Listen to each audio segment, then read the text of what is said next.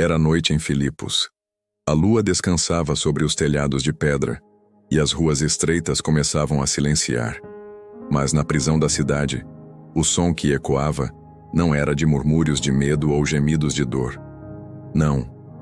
Ali, no coração escuro daquela cadeia, havia algo que desafiava toda a lógica humana. 2 homens feridos, humilhados, com as costas marcadas pelos chicotes e os pés presos em cepos de ferro, encontravam um motivo para cantar. O nome deles? Paulo e Silas. Foram injustamente acusados, arrastados à praça, açoitados diante da multidão e lançados ao cárcere interior, o lugar mais sombrio, fétido e cruel da prisão. Não havia cama, não havia conforto. O que havia eram correntes, sangue e a certeza de que poderiam morrer a qualquer momento. E, no entanto, por volta da meia-noite, quando o cansaço deveria ter vencido, quando a dor deveria ter calado toda a esperança, o que se ouve não é choro, mas oração e louvor. As orações de Paulo e Silas. Podemos imaginar Paulo, o apóstolo dos gentios, orando em voz firme: Senhor, nós não viemos a Filipos por vontade própria. O teu Espírito nos trouxe até aqui. Fomos obedientes à visão do homem macedônio que clamava por ajuda. E mesmo neste lugar de dor, sabemos que o teu plano não falha. Usa-nos nesta prisão como nos usarias num púlpito, que até os grilhões sejam testemunhas do teu poder. E Silas, com a voz trêmula, mas cheia de fé, completava: Pai, olha para os nossos algozes. Eles não sabem o que fazem. Não nos deixes murmurar contra eles, mas concede-nos alegria em sofrer pelo nome de Jesus. Dá-nos, Senhor, a mesma coragem que deu a Estevão, que viu os céus abertos mesmo sob as pedras da morte. Dá-nos, Senhor, a graça de transformar este cárcere em santuário, e esta noite em culto diante da tua glória. Essas orações não eram de desespero, mas de rendição. Não pediam fuga, pediam força. Não clamavam por vingança, clamavam por misericórdia. Eram orações que perfuravam o teto da prisão e subiam como incenso diante do trono de Deus. Os hinos da meia-noite. E depois da oração veio o cântico. Quais hinos Paulo e Silas cantaram? Não temos a letra exata, mas como judeus conhecedores das Escrituras, é certo que entoaram os salmos, aqueles cânticos eternos que sustentaram gerações. Talvez tenham começado com o Salmo 23. O Senhor é o meu pastor, nada me faltará. Que ironia gloriosa!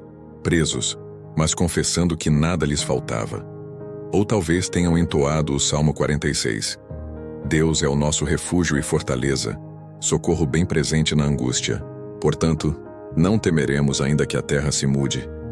E a terra de fato iria tremer naquela madrugada. Quem sabe tenham cantado o Salmo 34. Bendirei ao Senhor em todo o tempo.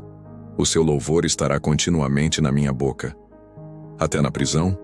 Sim, principalmente na prisão. Ou ainda o Salmo 113, que exalta o Senhor que se assenta sobre as nações, mas se inclina para erguer do pó o necessitado. E quem sabe Paulo, lembrando do Cristo ressuscitado, tenha improvisado versos novos, hinos espontâneos, proclamando: Jesus vive, ele venceu a morte, não há grilhões que resistam à sua glória, não há trevas que resistam à sua luz.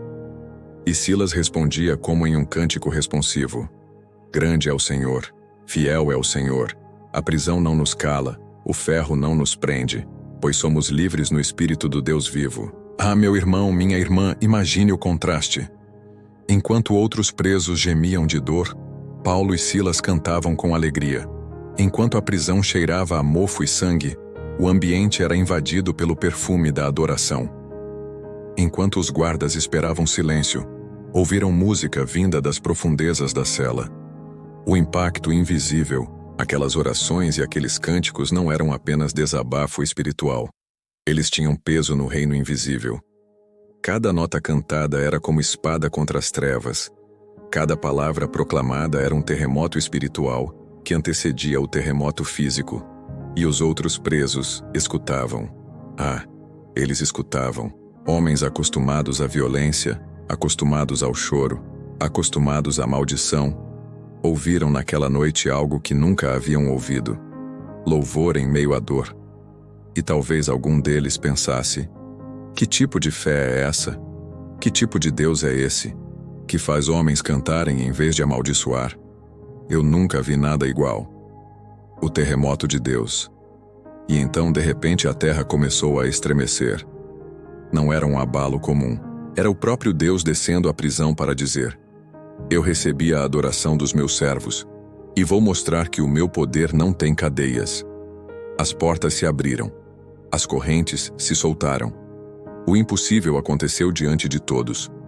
Mas o milagre maior não foi a libertação física. Foi a transformação espiritual. O carcereiro, que pouco antes estava prestes a tirar a própria vida, encontrou a vida eterna naquela noite.